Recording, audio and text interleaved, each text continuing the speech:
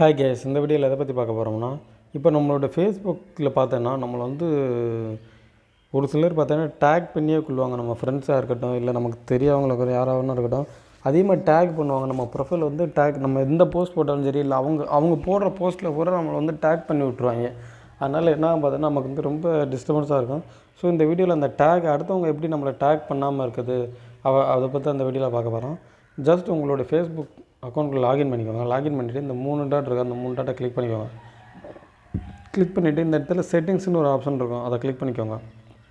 Click பண்ணிவிட்டு அப்படியே கீழே ஸ்க்ரால் பண்ணிவிட்டு அப்படியே கீழே வந்தீங்கன்னா ப்ரொஃபைல் அண்டு டேக்குடுன்னு ஒரு ஆப்ஷன் இருக்கா, அந்த ஆப்ஷனை கிளிக் பண்ணிக்கோங்க. கிளிக் பண்ணிவிட்டு அப்படியே கீழே வந்தீங்கன்னா ஹூ கேன் சி போஸ்ட்.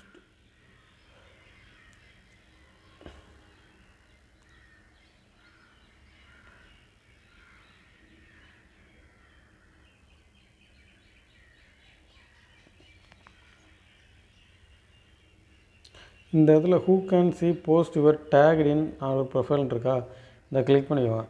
இந்த கிளிக் பண்ணிவிட்டு அந்த டேக்கை வந்து யார் வேணால் பார்க்கலாம்ன்ருக்கு. இந்த இடத்துல வந்து நீங்கள் வந்து அந்த டேக்கை ஹைட் பண்ணி வச்சிங்கன்னா ஒன்லி மீன் கொடுத்துக்கோங்க. இப்போ வந்து நீங்கள் உங்களை யாராச்சும் டேக் பண்ணி போஸ்ட் போட்டாங்கன்னா அதை வந்து வேறு யாருமே பார்க்க முடியாது, நீங்கள் மட்டும்தான் பார்க்க முடியும்.